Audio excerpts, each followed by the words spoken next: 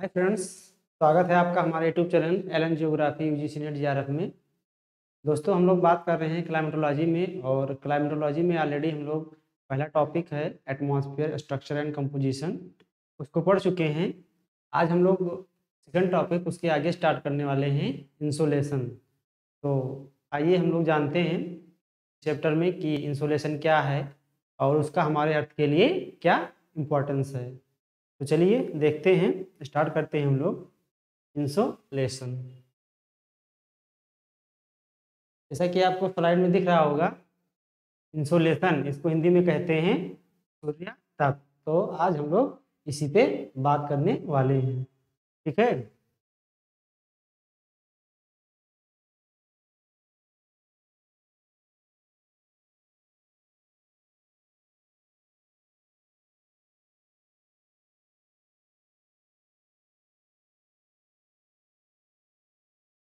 देखते हैं कि इंसुलेशन क्या है।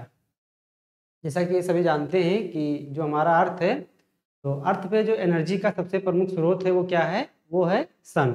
अर्थ के पास जो एनर्जी मिलती है, जो भी अर्थ पे एनर्जी मिलती है, उसका दो सोर्स है, एक खुद अर्थ है, ठीक है, और दूसरा क्या है, सन।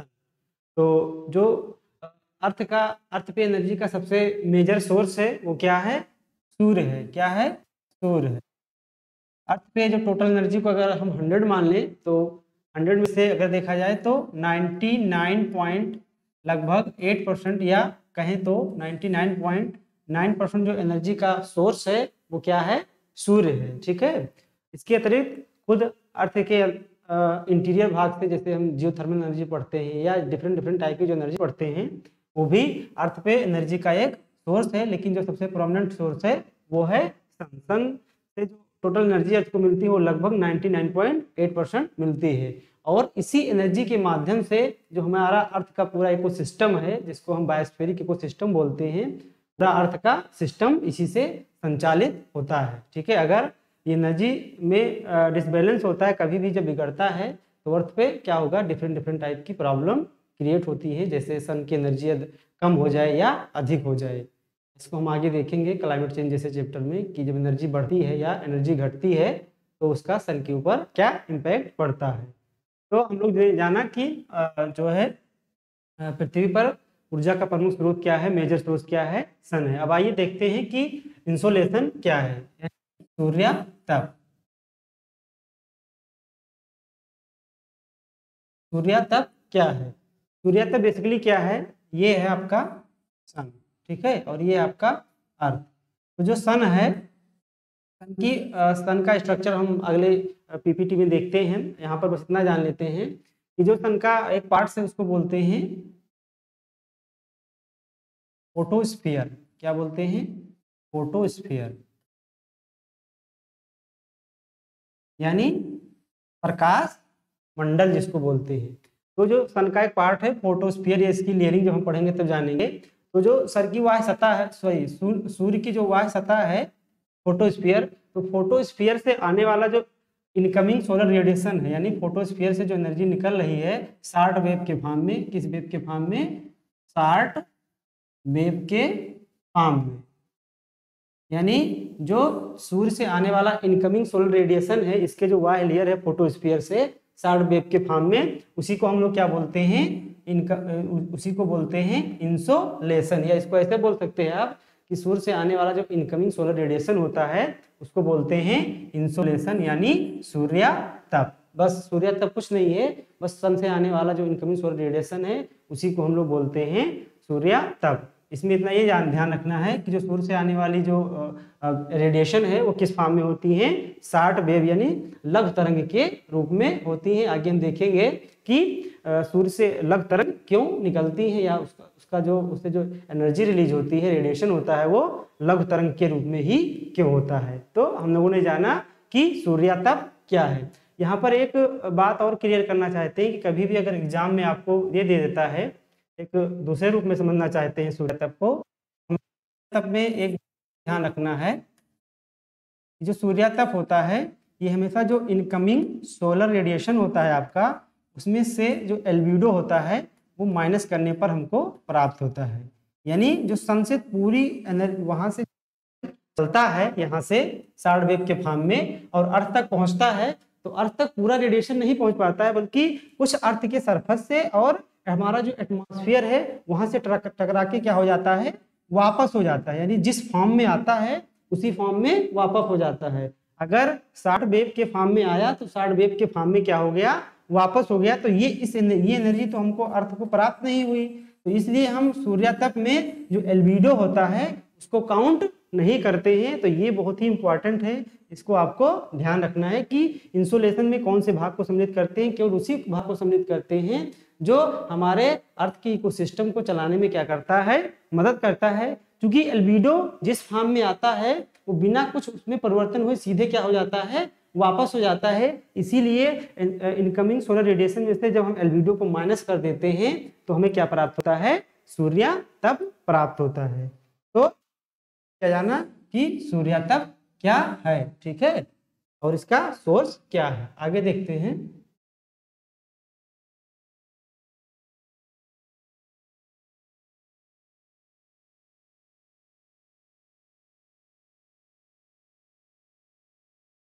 आगे एक फैक्चुअल इंफॉर्मेशन ये है कि जो सन से हमें रेडिएशन प्राप्त होता है, यानी जो इंसोलेशन प्राप्त होता है, या इसको ऐसे बोल सकते हो कि सूर्य की किरणों को पृथ्वी तक पहुंचने में जो ये टाइम लगता है वो लगभग 8 मिनट 22 सेकंड का समय लगता है। इसको भी आपको याद रखना है, कहीं कहीं पर आपको 8 मिनट भी केवल लिखा मिल जाएगा, ठीक है। और देखते हैं कि शॉर्ट वेव किसे बोलते हैं और लॉन्ग वेव किसे बोलते हैं। ये आपके सामने दो वेव्स बनी हुई है, ठीक है, एक ए है और एक बी है। अब हम कैसे कहेंगे कि ये शॉर्ट वेव है या लॉन्ग वेव है।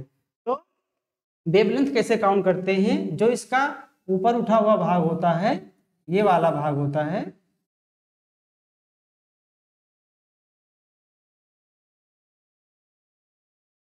को बोलते हैं सिरिंग। क्या बोलते हैं, सिरिंग।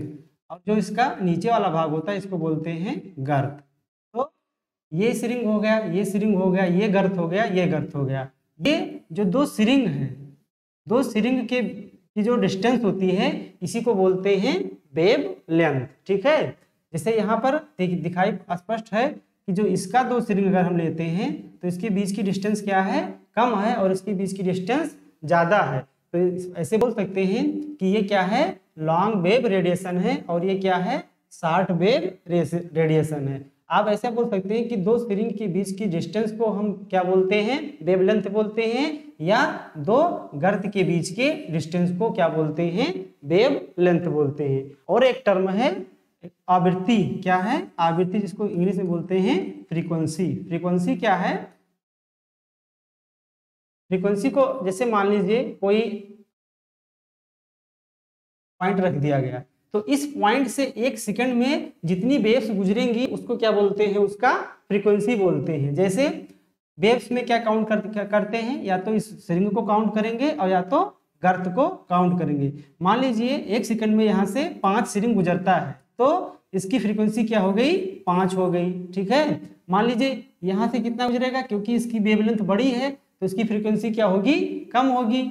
यहाँ से 1 सेकंड में कितनी सिरिंग गुजरेंगे, 1 2, या गर्त कितने गुजरेंगे, 1 2, तो इसकी फ्रीक्वेंसी कितनी हुई, 2 हुई।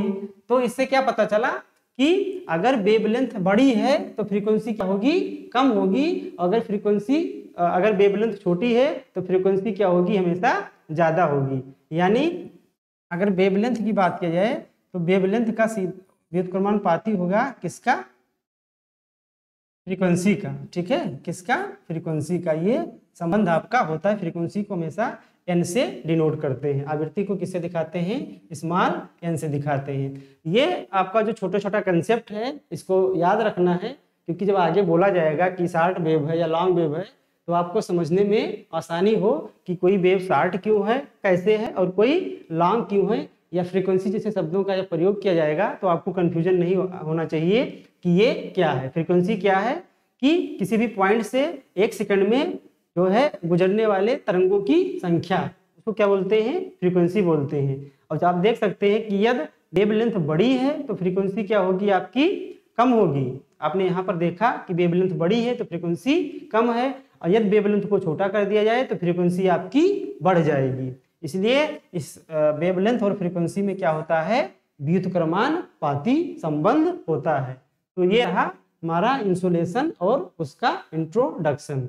आगे देखते हैं हम लोग।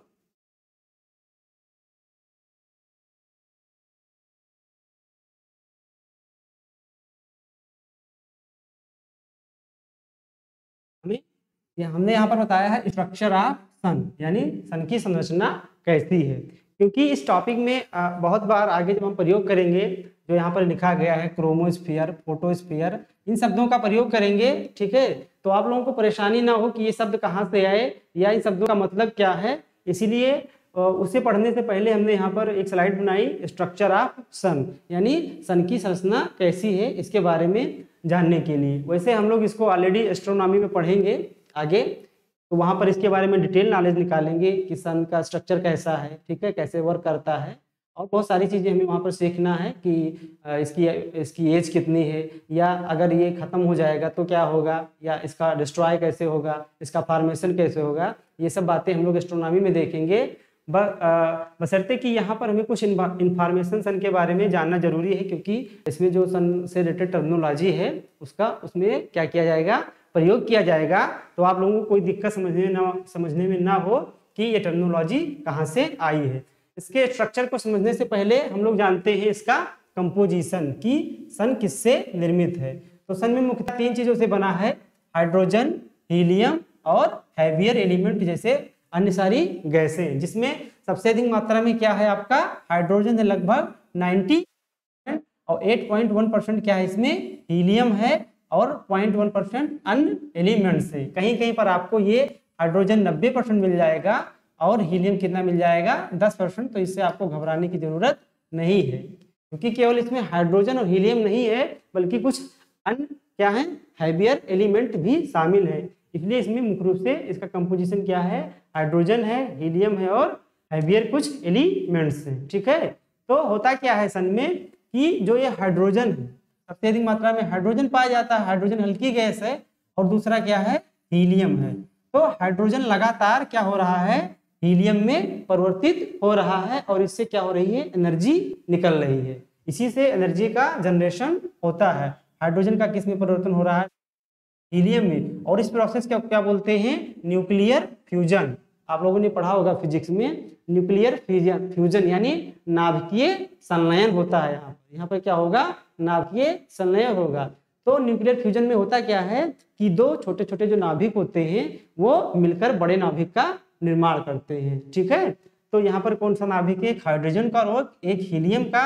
लगातार हाइड्रोजन किसमें परिवर्तित हो रहा है, हीलियम में कन्वर्ट हो रहा है, और भारी मात्रा में आप कल्पना नहीं कर सकते हैं कि कितनी एनर्जी यहाँ पर जनरेट हो रही है। इसीलिए यहाँ पर क्या, इस प्रोसेस को क्या बोलते हैं, इस प्रोसेस को बोलते हैं न्यूक्लियर फ्यूजन। तो कभी भी एग्जाम में अगर आपसे पूछा गया कि सन के अंदर जो एनर्जी है वो कैसे जनरेट हो रही है, तो वो कैसे हो रही है, वो लगातार न्यूक्लियर फ्यूजन हो रहा है और उसी से एनर्जी में बन रही है, जो कहाँ पर बनती है, इसके कोर में बनती है। कहाँ पे बनती है, कोर में बनती है, ठीक है। इसके कोर में सारी घटनाएं हो रही है, और क्योंकि यहाँ पर इसके कोर में हीलियम जो है भारी है, तो हीलियम कम मात्रा में था, लेकिन हाइड्रोजन जो है लगातार किस में बदल रहा है, हीलियम में बदल रहा है। इसलिए इसके कोर में कंसंट्रेशन हाइड्रोजन का बहुत ज्यादा मात्रा में हो गया है, और कोर जो है इसके कोर में भारी एलिमेंट्स ज्यादा है, इसलिए इसके कोर की जो डेंसिटी है हमारे सन की, वो क्या है, सबसे ज्यादा है। जब इसके कोर में जो एनर्जी बनती है वो 3 रूपों में बनती है। नंबर 1 रेडिएशन के रूप में, नंबर 2 इलेक्ट्रिसिटी जिसको हम मैग्नेटिक रूप में देखते हैं, यानी विद्युत चुंबकीय के रूप में देखते हैं, और तीसरा क्या है, सोलर विंड के फॉर्म में। ये 3 रूप में इसके जो कोर है उसमें क्या है, एनर्जी बनती है। तो ये रहा इसका कंपोजिशन, ठीक है। अब आगे हम देखते हैं कि इसका स्ट्रक्चर कैसा है। अभी तक आप लोगों ने जाना कि इसका कंपोजिशन कैसा है और इसमें एनर्जी का फॉर्मेशन किस रूप में होता है। अब हम आगे जानते हैं कि इसका जो है स्ट्रक्चर सन का हमारे कैसे है, और उसके बारे में थोड़ा सा डिटेल स्टडी करते हैं।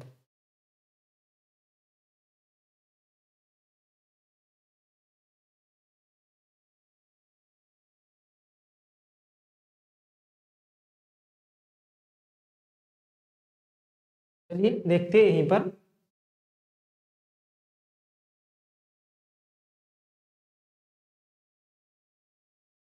सन का स्ट्रक्चर देखा जाए तो बेसिकली इसमें कितनी लेयर हैं, 6 लेयर से मिलकर ये बना हुआ है। यानी जो सन है और जो उसका एटमॉस्फेयर है वो टोटल मिला के लगभग कितने लेयर से मिलकर बना हुआ है, 6 लेयर से मिलकर बना हुआ। जो पहला लेयर है, ठीक है, वो इसका क्या है, कोर है, जहां पर क्या हो रहा है, लगातार क्या हो रहा है, न्यूक्लियर फ्यूजन हो रहा है। ठीक है, ये वाला जो सबसे मिडिल पॉइंट है इसका, ये वाला जैसे कि फिगर में दिखाई दे रहा हो, इस पार्ट को क्या बोलते हैं, कोर बोलते हैं। यहाँ पर क्या बनती है, एनर्जी बनती है, ऊर्जा बनती है और बाहर की तरफ स्प्रेड होती है। जो इसका दूसरा लेयर है इसके चारों तरफ, उसको हम क्या बोलते हैं, उसको बोलते हैं रेडिएशन जोन। क्या बोलते हैं, रेडिएशन जोन। यहाँ से जो भी एनर्जी बनती है इसके कोर में वो स्प्रेड होती है और आती है दूसरी लेयर में। दूसरी लेयर में किस फॉर्म में आती है, तो विकिरण फॉर्म में आती है। विकिरण विधि क्या होती है हम आगे देखेंगे। यहाँ पर हम आपको थोड़ा सा बताना चाहेंगे कि विकिरण फॉर्म में कोई एनर्जी ट्रेवल करती है तो उसके लिए मीडियम की आवश्यकता नहीं होती है। क्योंकि कोर में एनर्जी बन रही है, यहाँ से इस लेयर में एनर्जी ट्रांसफर हो रही है, किस रूप में, रेडिएशन के रूप में ट्रांसफर हो रही है। इसीलिए जो इसका दूसरा लेयर है उसका नाम दिया गया रेडिएशन जोन। रेडिएशन जोन के बाद इसकी आती है तीसरी लेयर। कौन सी लेयर, तीसरी लेयर। अब यहाँ से एनर्जी क्या हो रही है, इस लेयर में ट्रांसफर हो रही है। इसका नाम क्या दिया गया है, कन्वेक्शन जोन। क्या दिया गया है, कन्वेक्शन जोन। तीसरी लेयर को बोला गया है कन्वेक्शन जोन। क्यों बोला गया है, क्योंकि जो दूसरी लेयर है यहाँ से इस लेयर में जो एनर्जी ट्रांसफर होती है वो कन्वेक्शन फॉर्म में ट्रांसफर होती है। ये सब एनर्जी के ट्रांसफर के रूप हैं, 3 या 4 प्रकार से होता है, जैसे कंडक्शन हो गया, रेडिएशन हो गया और कन्वेक्शन हो गया। ये सब एनर्जी ट्रांसफर के क्या हैं, रूप हैं। पहले कोर से एनर्जी किस फॉर्म में चली, रेडिएशन फॉर्म में चली, इसलिए जो इसकी दूसरी लेयर थी इसको क्या नाम दिया गया, रेडिएशन जोन दिया गया। अब रेडिएशन जोन से एनर्जी आगे बढ़ी तीसरी लेयर में, तो तीसरी लेयर में किस रूप में आई, वो कन्वेक्शन रूप में आई। कन्वेक्शन किसे बोलते हैं, जब मास के द्वारा, यानी मास खुद ट्रांसफर होकर एनर्जी को ट्रांसफर करता है। जैसे हम लोग देखते हैं जल कैसे गर्म होता है, तो जल के गर्म की विधि क्या है, कन्वेक्शन है। जैसे मान लीजिए सपोज दैट आपका ये एक कोई आपका पात्र है, इसमें जल भरा हुआ है, ठीक है। तो जब इसको हम हीट प्रोवाइड करते हैं यानी ऊष्मा देते हैं, तो होता क्या है बेसिक कि पहले सबसे ये वाला जो जल का कण है ये क्या करता है, गर्म होता है, फिर ये ट्रांसफर होकर ऊपर चला जाएगा और ऊपर जाने के बाद जो ऊपर का कण है वो नीचे आएगा, ठीक है। और ये प्रोसेस होता रहेगा, ऐसे होता रहेगा और एक समय ऐसा आएगा कि पूरा जल क्या हो गया, हीट हो गया। यानी यहाँ पर किसका ट्रांसफर हो रहा है, मास का ट्रांसफर हो रहा है। तो दूसरी लेयर से तीसरी लेयर में जो एनर्जी का ट्रांसफर हो रहा है वो किस फॉर्म में हो रहा है, कन्वेक्शन फॉर्म में हो रहा है। इसीलिए इसको बोलते हैं कन्वेक्शन जोन, जो हमारे सन की तीसरी प्रमुख लेयर है, ठीक है। अब यहाँ पर एनर्जी आने के बाद जो इसका सबसे प्रमुख जोन है वो है चौथा जोन, जिसको बोलते हैं फोटोस्फीयर। क्या है, फोटोस्फीयर। ये सूर्य की सबसे क्या है, बाहरी लेयर है, क्योंकि यहाँ से आगे बढ़ेंगे तो सूर्य का एटमॉस्फेयर शुरू हो जाता है। जैसे हमारे अर्थ का एक एटमॉस्फेयर है, वैसे सन का भी क्या है, एटमॉस्फेयर है। तो ये सूर्य की चौथी लेयर है, जिसको क्या बोलते हैं, प्रकाश मंडल, या इंग्लिश में बोलते हैं फोटोस्फीयर, ठीक है।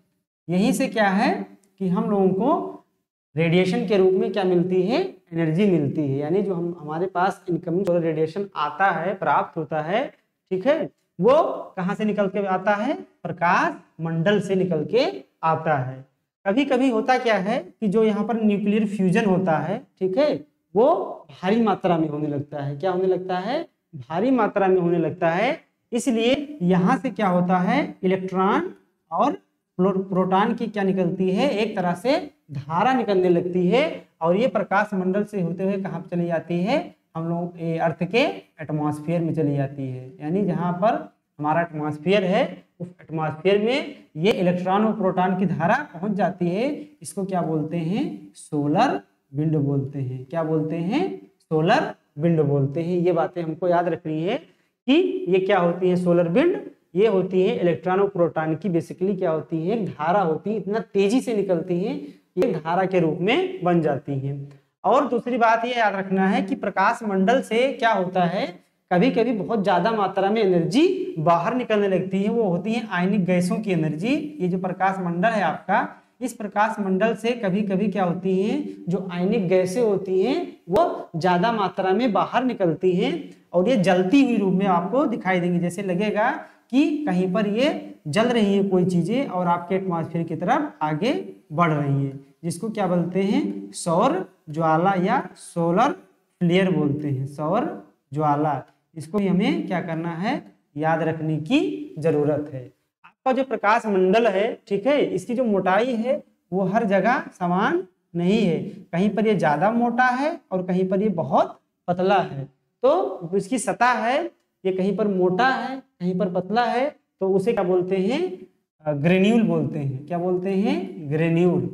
यानी जो आपकी उबड़ खाबड़ सतह है, कहीं पर मोटी है कहीं पर क्या है, पतली है, तो इसलिए सतह, उस वाली सतह को क्या बोलते हैं, ग्रेन्यूल बोलते हैं। ये भी बातें आपको याद रखने की जरूरत है। जो आपका फोटोस्फीयर है, आप देख सकते हैं कि सारा जो प्रोसेस हो रहा है, जो अर्थ को एनर्जी मिल रही है या जो भी अभी तक आपको प्रोसेस बताया जा रहा है, ये किस में हो रहा है, फोटोस्फीयर में हो रहा है। किस में घटित हो रहा है, फोटोस्फीयर में घटित हो रहा है। ठीक है, एक घटना और यहाँ पर घटती है जिसको बोलते हैं सोलर कांस्टेंट। क्या बोलते हैं, solar constant. Solar constant sorry solar constant नहीं, उसको बोलते हैं सौर कलंक बोलते हैं, सन स्पॉट बोलते हैं। क्या बोलते हैं, सन स्पॉट। कभी कभी क्या होता है कि आप देखेंगे कि जो आपका ये प्रकाश मंडल है, ठीक है, यहाँ पर कुछ जगहों पर ये ठंडे धब्बे, ब्लैक कलर के ठंडे धब्बे पाए जाते हैं। ठीक है, ये क्या पाए जाते हैं, बेसिकली ये गैसों के ठंडे धब्बे होते हैं, क्योंकि एनर्जी तो लगातार निकलती रहती है, लेकिन गैस कभी कभी क्या होते हैं, इसके एटमॉस्फेयर के बाहर आकर और पुनः वापस चले जाते हैं, क्योंकि सूर्य के पास जो गुरुत्वाकर्षण बल है वो क्या है, बहुत ज्यादा मात्रा में है। आप सोच सकते हैं कि ये सूर्य का गुरुत्वाकर्षण के बल के कारण पूरा सोलर सिस्टम रन कर रहा है।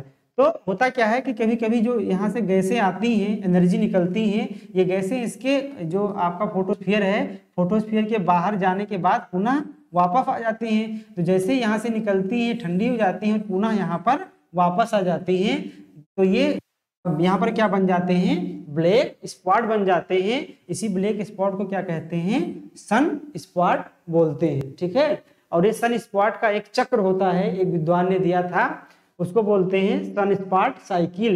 ये टोटल होता है आपका 11 वर्षों का। इसमें होता क्या है कि 5.5 साल यानी 5.5 वर्षों तक आपका जो सोलर कांस्टेंट है, सॉरी आपका जो सन स्पॉट है वो बढ़ता है, और 5.5 वर्ष के बाद क्या होगा, घटता है। तो 11 वर्ष की क्या चलती है, साइकिल चलती है। जिस वर्ष सन स्पॉट की संख्या बढ़ती है, हमारे अर्थ को एनर्जी ज्यादा मिलने लगती है, और जब ये घटती है तो एनर्जी क्या हो जाती है, थोड़ी सी कम हो जाती है। तो इतनी बातें आपको फोटोस्फीयर से क्या करनी है, याद रखनी है। ठीक है, इसको मिटा के आगे देखते हैं।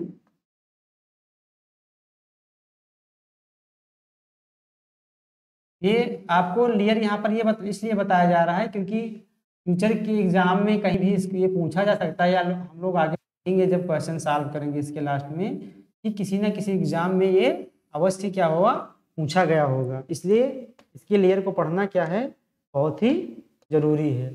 अब चौथी लेयर के बाद स्टार्ट हो जाता है आपके सन का एटमॉस्फेयर, यानी जो जैसे पृथ्वी का हमारा एटमॉस्फेयर है, उसी प्रकार सन के पास क्या है, अपना एक एटमॉस्फेयर है। जो चौथी लेयर आपको दिखाई देती है, क्रोमोस्फीयर। ठीक है, क्या दिखाई देती है, क्रोमोस्फीयर। ये क्या है, सन का एक एटमॉस्फेयर की पहली लेयर है, और इसके बाद क्या है, दूसरी लेयर कोरोना। कौन सा भाग है, कोरोना। ये जो आपका कोरोना है, ठीक है, कोरोना जब हमें कब दिखाई पड़ता है, स्पष्ट रूप से जब पूर्ण रूप से क्या होता है, सूर्य ग्रहण होता है। क्या होता है, सूर्य ग्रहण होता है, तो हमें कोरोना क्या है, स्पष्ट रूप से दिखाई देता है। जो भी यहाँ से गैसें निकलती हैं, ठीक है, कभी कभी यहाँ से क्रोमोस्फीयर से होते हुए कोरोना पहुंचती हैं, और कोरोना से क्या होती हैं, बहुत तेजी के साथ बाहर निकलती है। हमारे जो सन का अभी आपको बताया गया फोटोस्फीयर, इसका जो तापमान है लगभग वो 6000 डिग्री सेंटीग्रेड है, और जो इसके कोर का तापमान है वो लगभग करोड़ों डिग्री सेल्सियस है। पता ही नहीं है कि इसके जो कोर का टेम्परेचर है वो कितना है, क्योंकि अभी भी सन का स्ट्रक्चर आपको जो बताया जा रहा है, बेसिकली जो भी अभी तक रिसर्च हुए हैं उसके बेस पे बताया गया है। अभी इसकी लेयरिंग और भी ज्यादा हो सकती है, या इसमें जो भी प्रोसेस घटित हो रहा है वो कितना है ये किसी को नहीं पता है। अभी भी लगातार इस पे क्या हो रहा है, रिसर्च चल रहा है। जो इसका सबसे बाहरी पोर्शन है कोरोना, ठीक है, जो इसका एटमॉस्फेयर है, यहाँ का टेम्परेचर जो फोटोस्फीयर है इससे कई लाख गुना ज्यादा है। यानी सबसे ज्यादा तापमान आपका कोर का है, उसके बाद जो फोटोस्फीयर है उसका तापमान 6000 डिग्री सेंटीग्रेड है, उसके बाद जो इसका आउटमोस्ट एटमॉस्फेयर का जो लेयर है कोरोना, यहाँ का टेम्परेचर बहुत ज्यादा है। ये एक रहस्यमयी घटना है, हमें भी देखने पे बड़ा अटपटा सा लग रहा है कि अगर तापमान यहाँ ज्यादा है तो इसके बाहर आने पर तापमान लगातार क्या होना चाहिए, कम होना चाहिए। लेकिन फोटोस्फीयर के बाद फिर तापमान क्या होता है, अचानक से बहुत तेजी के साथ इंक्रीज करता है, और इसी पे काफी रिसर्च चल रहा है। अभी 2018 में नासा ने पार्कर सोलर प्रोब नाम से मिशन चलाया और एक यान भेजा है, जो कि पूरे वर्ल्ड का पहला यान है जो कहाँ पहुंचा है, पहुंचेगा, ये सूर्य का जो एटमॉस्फेयर है वहां पर भेजा गया है, और पता लगाने के लिए कोरोना के बारे में कि कैसे जो इसका आउटमोस्ट लेयर है उसका टेम्परेचर ज्यादा है, उसकी जबकि पहले क्या है टेम्परेचर बहुत कम है, किस प्रकार की घटनाएं यहाँ पर घटित हो रही हैं, इन्हीं सब बारे में पता लगाने के लिए 2018 में अमेरिका की जो स्पेस एजेंसी है नासा, ठीक है, उन्होंने क्या भेजा, एक यान भेजा, किस नाम से है, पार्कर सोलर प्रोब नाम से, ठीक है। इंडिया वाले भी भेजना चाहते हैं आदित्य L1 इंडिया का भी तैयार हो रहा है, जो कि 2022 में ही छोड़ने की बात की गई थी, लेकिन कुछ कारणों की वजह से, जैसे कोविड आ गया और कुछ टेक्निकल एरर की वजह से अभी तक भेजा नहीं गया है, लेकिन इंडिया भी भेजने की क्या है, तैयारी में लगा हुआ है। तो ये सन का स्ट्रक्चर है, यहाँ पर बहुत ज्यादा डीप में हम बात नहीं करना चाहते हैं, क्योंकि इसकी ऑलरेडी हम लोग चर्चा करेंगे एस्ट्रोनॉमी में, कि ये इसको और डीप से पढ़ेंगे और इसके एक एक लेयर के बारे में और जानकारी हम लोग इकट्ठा करेंगे। जो भी आपको यहाँ बताया गया है इस इंसुलेशन वाले चैप्टर में ऐसी टर्मिनोलॉजी यूज होगी तो आपको भयभीत होने की जरूरत नहीं है कि सर ये टर्मिनोलॉजी कहाँ से बोल रहे हैं, बस इसीलिए हम आपको शुरू से थोड़ा सा क्या करा रहे थे, परिचय करा रहे थे, ठीक है। तो चलिए इसके आगे हम लोग देखते हैं इंसुलेशन में।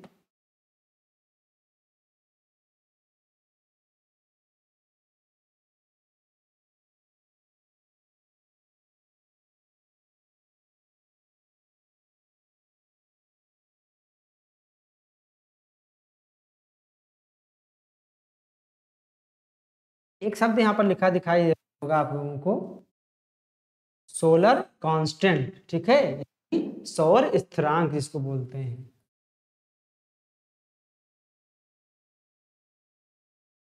और स्थिरांक ये क्या होता है ये जान लेते हैं। जो सूर्य का सबसे बाहरी लेयर है फोटोस्फीयर, तो फोटोस्फीयर से जो एनर्जी निकलती है, ठीक है, अगर उसको एक यूनिट मान लिया जाए कि ये अर्थ वर्ग सेंटीमीटर, यानी 1 सेंटीमीटर स्क्वायर का एरिया ले लिया जाए, उसको एक यूनिट मान लिया जाए, ठीक है, तो जो एक मिनट में इसके अर्थ वर्ग सेंटीमीटर स्क्वायर से कितना एनर्जी निकलती है, वो निकलती है आपकी 2 कैलोरी। कितनी निकलती है, 2 कैलोरी एनर्जी आपकी निकलती है, कहाँ से, फोटोस्फीयर से। और ये जो एनर्जी निकलती है इसको हमेशा क्या माना जाता है कि ये 2 ही निकलती है, ना 2 से ज्यादा होता है ना 2 से कम होता है, और इसीलिए इसको क्या बोल दिया जाता है, सोलर कांस्टेंट कहते हैं। तो सौर स्थिरांक कुछ नहीं है, बस इतना है कि जो फोटोस्फीयर है वहां से जो एनर्जी निकलती है प्रति वर्ग सेंटीमीटर प्रति मिनट वो लगभग स्थिर रहती है, तो उसी को बोलते हैं सोलर कांस्टेंट। या इसको अर्थ के संदर्भ में भी देख सकते हैं कि जो अर्थ के एटमॉस्फेयर जो एनर्जी रिसीव कर रहा है वो प्रति वर्ग सेंटीमीटर स्क्वायर प्रति मिनट कितना है, वो 2 कैलोरी रिसीव कर रहा है, तो उसको बोलते हैं सोलर कांस्टेंट। ये भी आपको क्या करना है, याद रखना है, ठीक है। आगे लोग देखते हैं।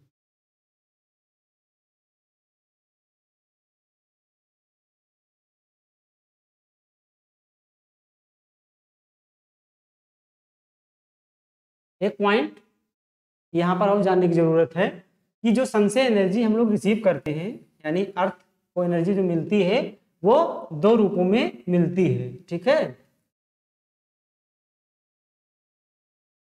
एक मिलती है आपकी रेडिएशन के रूप और एक मिलता है आपका कैप्सुलर के रूप में। किसके रूप में? कॉर्पस्कुलर के रूप में मिलता है। ये कॉर्पस्कुलर क्या है? लाइट, अब जब आप पढ़ेंगे, क्या पढ़ेंगे? लाइट। तो लाइट में एक थ्योरी बताई गई है कि जो हमारा लाइट है, ठीक है, वो किससे मिलकर बना हुआ है? वो छोटे छोटे पार्टिकल जिसे फोटॉन्स होता है, उसे बोलते हैं फोटॉन्स, उसी से मिलकर बना हुआ है, ठीक है। तो जो छोटे छोटे फोटॉन्स के जो बंडल होते हैं, जिसे हम ऊर्जा के कण बोलते हैं, तो उसी जो फोटॉन्स को क्या बोलते हैं? कैप्सुलर बोलते हैं। तो जो एनर्जी है हमारी अर्थ को जो मिलती है, वो पहला किस रूप में वो मिलती है? कॉर्पस्कुलर के रूप में मिलती है, और दूसरा किस रूप में मिलती है? रेडिएशन के रूप में मिलती है। तो रेडिएशन तो आपको जानते हैं, जो सन से आने वाला क्या है? विकिरण है, उसी को क्या बोलते हैं? रेडिएशन बोलते हैं। क्योंकि जो भी आपको एनर्जी मिलती है सूर्य से, उसमें लाइट भी होता है, ठीक है, और एनर्जी भी होती है, इसलिए यहाँ पर इसके दो फॉर्म्स बताए गए हैं, ठीक है। तो बस यहाँ पर यही जानना है कि इसकी एनर्जी हमें कितने दो रूपों में प्राप्त होती है, और कुछ जानने की जरूरत नहीं है। आगे देखते हैं।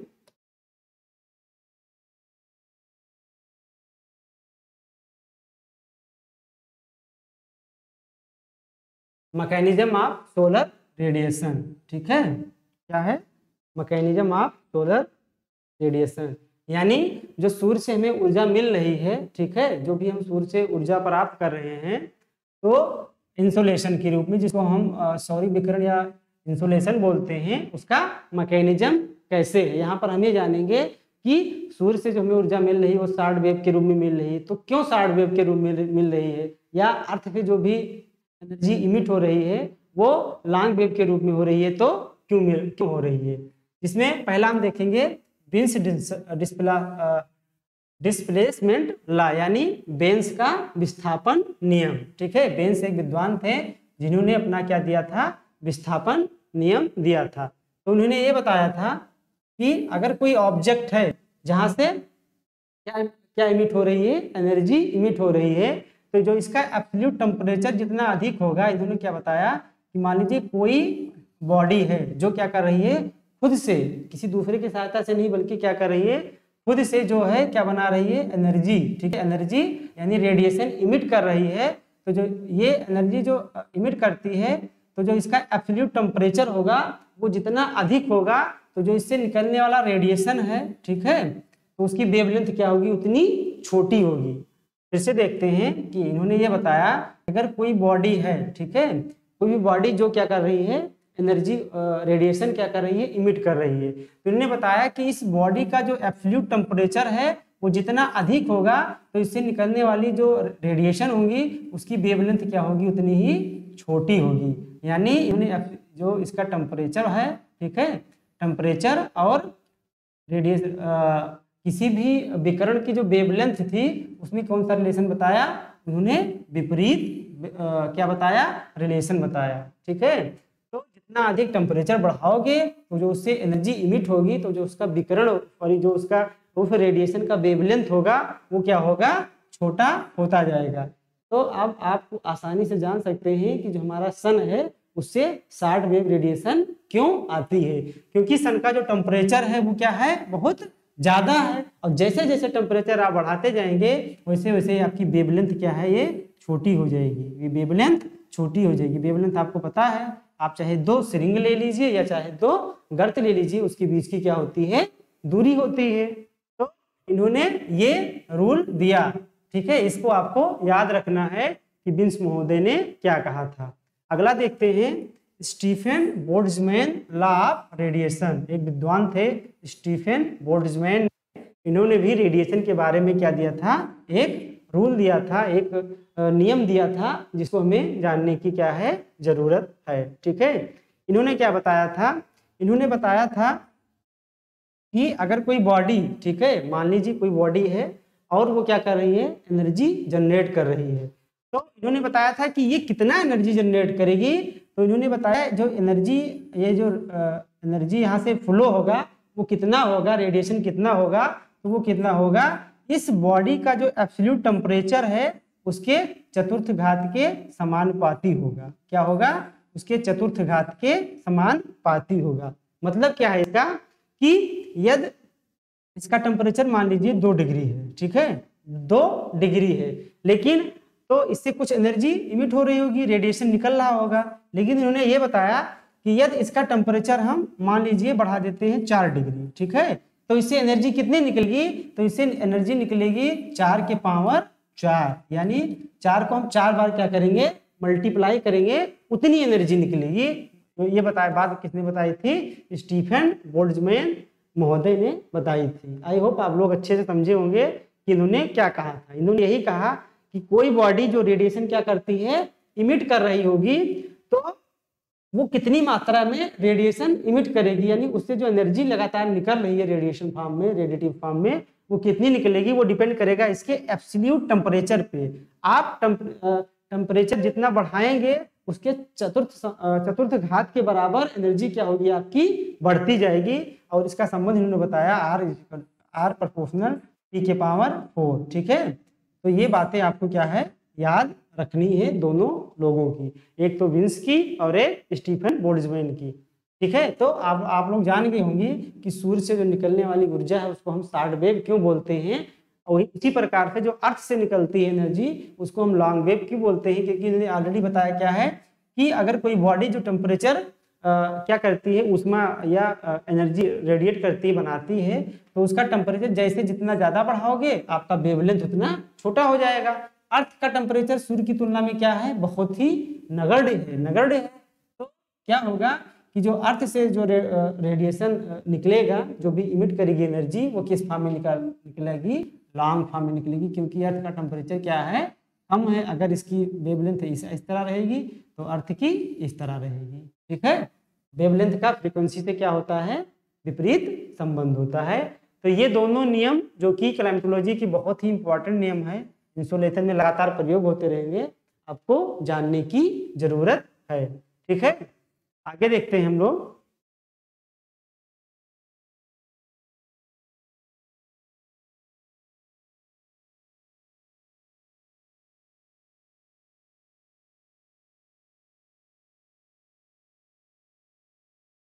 सोलर स्पेक्ट्रम बात करते हैं कि सोलर स्पेक्ट्रम क्या होता है, क्योंकि हम लोगों ने ऑलरेडी जितने भी कीवर्ड्स थे इंसुलेशन संबंधित वो देख लिए हैं, इसलिए स्लाइड को यहाँ रखा गया है कि अब जो भी बातें बोली जाएंगी या वेवलेंथ जैसे शब्दों का प्रयोग किया जाएगा, रेडिएशन का प्रयोग किया जाएगा, ठीक है, शॉर्ट वेव का शब्द का प्रयोग किया जाएगा या लॉन्ग वेव रेडिएशन शब्द का प्रयोग किया जाएगा, तो आपको कंफ्यूजन नहीं होगा कि अर्थ से क्यों लॉन्ग वेव रेडिएशन इमिट होता है और सूर्य से शॉर्ट क्यों इमिट होता है। इसलिए हमने सारे आपको रूल बता दिए और उसके बारे में डिटेल बातें बता दी। चलिए हम लोग सोलर स्पेक्ट्रम को देखते हैं।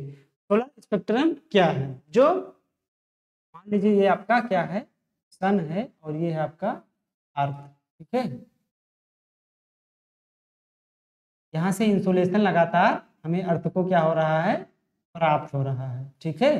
तो जो ये अर्थ सन से आपका इंसुलेशन अर्थ को प्राप्त होता है, तो जो उस इंसुलेशन में डिफरेंट वेव की क्या होती है, वेवलेंथ की क्या होती है, वेव्स होती है, यानी विभिन्न तरंग दैर्घ्य की क्या होती है, कुछ तरंगे होती हैं। उन तरंगों में किसी का जो वैल्यू है यानी जो लेंथ है वो बड़ा है और किसी का क्या है, छोटा है, यानी उनकी जो साइज है उसमें क्या है, बहुत ही वेरिएशन, ठीक है। जो सूर्य से आने वाला इनकमिंग सोलर रेडिएशन है, जो उसमें डिफरेंट टाइप्स की क्या पाई जाती हैं, वेव्स पाई जाती हैं, जिनकी वेवलेंथ यानी उनके तरंग की जो लंबाई होती है वो क्या है, अलग अलग होती है।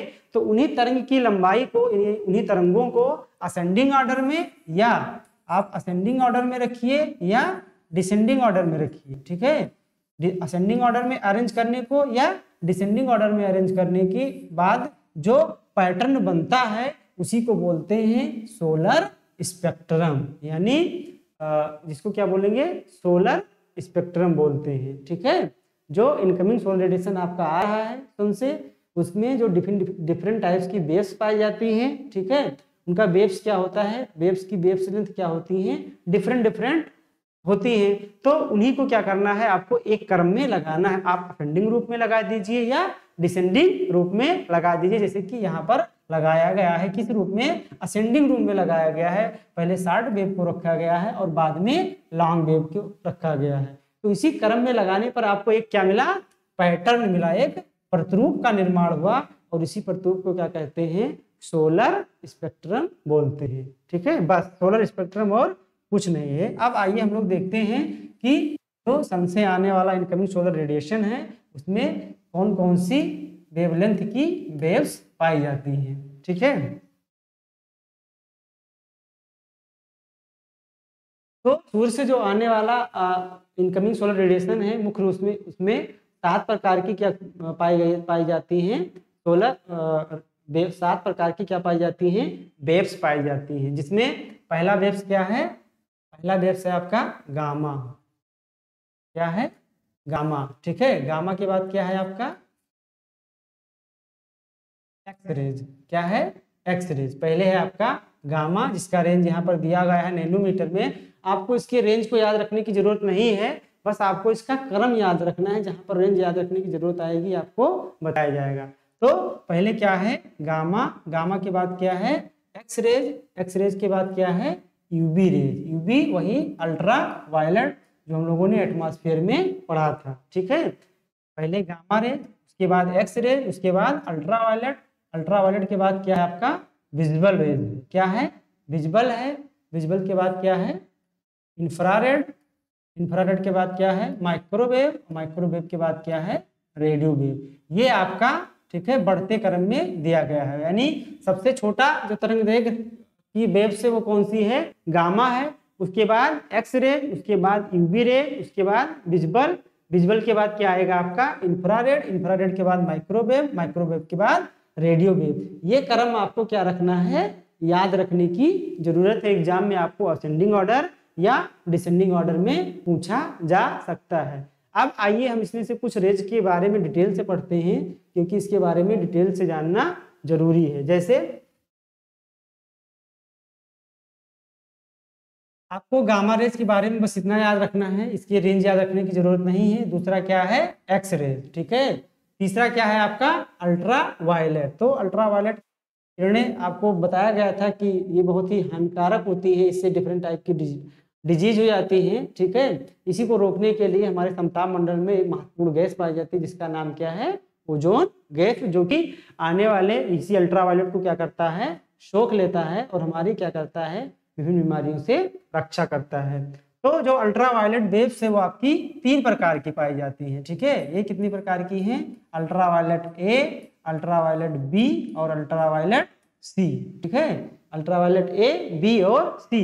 इसमें आपको ये याद रखना है कि जो ये है ये लॉन्गेस्ट है, और जो ये दोनों वेव्स हैं ये शॉर्टेस्ट है, यानी छोटे हैं। अल्ट्रावायलेट ये क्या है? ये दीर्घ तरंग है, और बीसी क्या है?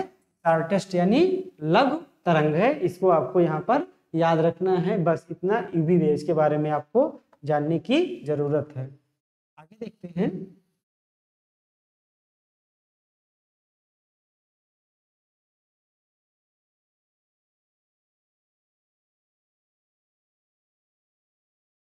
हमने क्या देखा? हमने देखा गामा रेज। गामा रेज के बाद हमने क्या देखा? X raise. एक्स रेज के बाद क्या देखा? Ultraviolet. ठीक है, अल्ट्रा वायलेट के बाद एक वेव से जो आती है जिसका नाम क्या है? विजिबल। Visible waves. ठीक है, क्या है? Visible waves. इसको हिंदी में दृश्य तरंग या प्रकाश तरंग के नाम से भी जानते हैं। ये इसी जो प्रकाश तरंग है, ठीक है, इसी के माध्यम से हम लोग किसी वस्तु को क्या करते हैं? देख पाते हैं। और ये हमारे एटमॉस्फेयर भी इसको कैच नहीं कर पाता है, और हमारे अर्थ तक ये बहुत ही आसानी से क्या होती हैं? पहुंच जाती हैं। क्योंकि यही वेव्स क्या होती हैं? हमारे लिए सबसे इम्पॉर्टेंट होती हैं। इसी वेव से हम किसी वस्तु को देख पाते हैं, इसलिए इसका थोड़ा सा हम लोगों को क्या करना है? डिटेल में स्टडी करना है। तो जब ये विजिबल वेव्स थी तो पहले इसको ये माना जाता था कि ये सिंगल वेव्स है। ठीक है, लेकिन बाद में क्या हुआ? न्यूटन ने ये बताया कि जो आपका विजिबल वेव्स है इसके अंतर्गत भी क्या है? बहुत छोटी छोटी वेव्स पाई जाती हैं, जिससे डिफरेंट डिफरेंट कलर की क्या पाई जाती हैं, वेव्स पाई जाती हैं। और उसके बारे में किसने सर्वप्रथम बताया, न्यूटन ने बताया। और इन्होंने बताया कि जो आपका विजिबल वेव्स है उसके अंदर भी 7 तरह की क्या पाई जाती हैं, वेव्स पाई जाती हैं, जिसका रेंज कितना है 0.4 माइक्रोन से 0.7 माइक्रोन तक होता है। ठीक है, VI, VG, YOR। ठीक है, इतनी प्रकार की तरंगे या कह सकते हो इतने प्रकार की वेव्स आपके विजुअल वेव्स यानी जो आपका दृश्य प्रकाश तरंग है उसके अंतर्गत इतनी प्रकार की छोटी छोटी वेवलेंथ की वेव्स क्या होती हैं, पाई जाती हैं, जिसके बारे में किसने बताया था, पहली बार न्यूटन ने बताया था। अगर आप विजुअल वेव्स को लेंगे यानी प्रकाश तरंग को लें और प्रकाश तरंग के सामने एक प्रिज्म रख दिया जाए तो उस प्रिज्म से देखेंगे जब आप, तो आपको 7 डिफरेंट डिफरेंट कलर्स की क्या दिखाई देंगी, वेव्स दिखाई देंगी, जिनका अपना अलग अलग महत्व है और अलग अलग क्या है, सबकी तरंग दैर्घ्य है। तो आपको बस इतना ये याद रखना है कि इसमें कौन कौन सी है। Number 1 violet, indigo, blue, green, yellow, orange और रेड।